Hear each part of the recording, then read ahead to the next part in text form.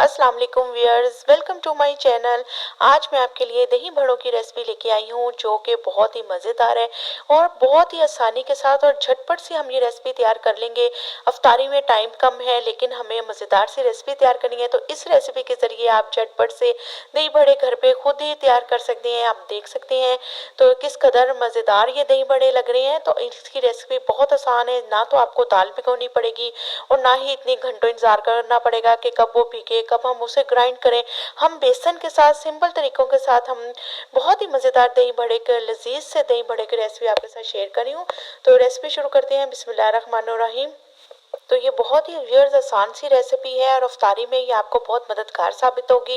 ये आप देख सकते हैं कितना देखने में भी लुक प्यारा आ रहा है और सिंपल हमने दही बड़ों की रेसिपी शेयर की है। तो बिस्मिल्लाहिर्रहमानिर्रहीम, यहाँ पे मैंने 1 कप बेसन ले लिया है।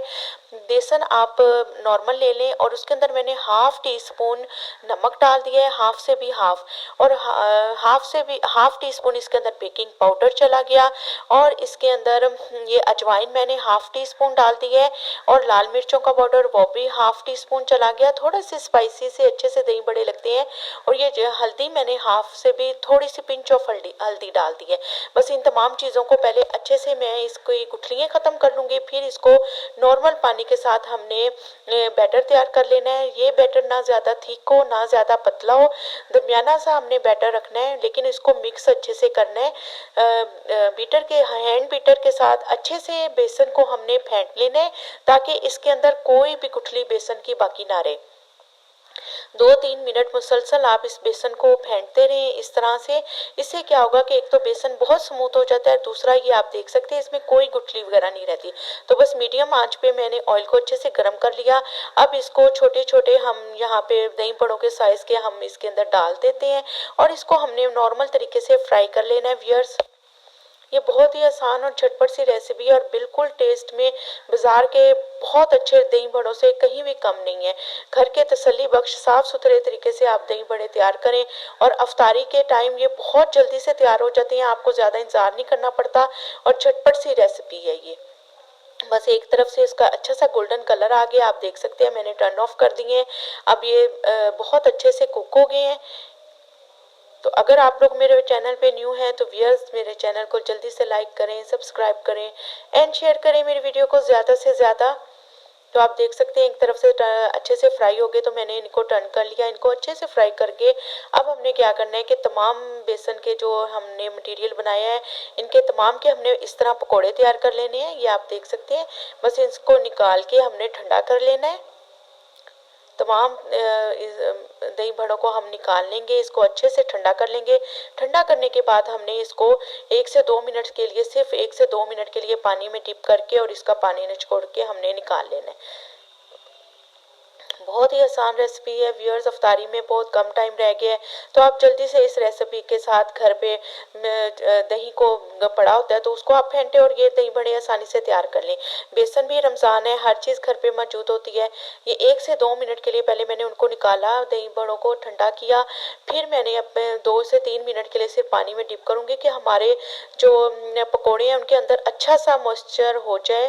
फिर बस इसको जल्दी से मैं निकाल लूँगी, ज़्यादा देर हमने पानी में नहीं छोड़ने क्योंकि ये फ्रेश मैंने निकालने हैं। और अगर 1-2 दिन के बाद रखे हुए हैं तो आप उसको 5 मिनट के लिए भी छोड़ सकते हैं, लेकिन ये फ्रेश थे इसलिए इनके ये जल्दी से मॉइस्चराइज हो जाते हैं। तो बस इसका पानी हल्के हाथों से मैंने निचोड़ के निकाल लेना है।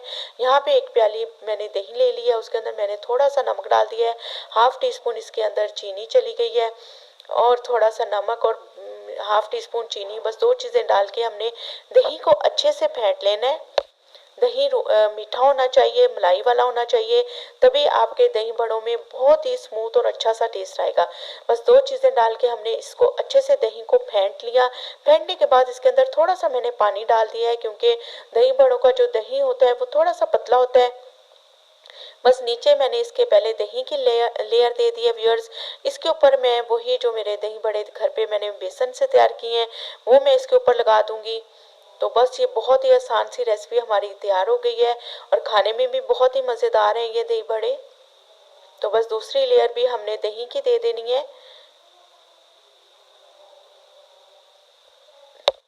बस दही ऊपर से भी हमने डाल दी है, प्याज टमाटर और चने आपको पसंद हो, आलू बॉयल पसंद हो तो आप वो भी डाल सकते हैं, ये आपकी चॉइस है, आप इसके ऊपर क्या क्या चीज़ें डाल सकते हैं।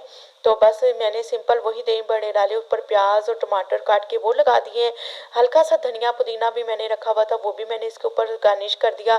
इमली की चटनी मेरे पास थी, इसके मेरे चैनल पर भी इसकी रेसिपी मौजूद है, आप इमली की खट्टी मीठी चटनी की रेसिपी ज़रूर देखिएगा, तो वो भी मैंने इसके ऊपर डाल दी है। और ग्रीन चटनी जो हरी मिर्च धनिया और पुदीने के साथ मैंने दही को ग्राइंड किया था वो भी मैंने इसके ऊपर डाल दिया है। इन्हीं चटनियों के साथ दही बड़ों का जायका जो है वो और ज़्यादा अच्छा हो जाता है।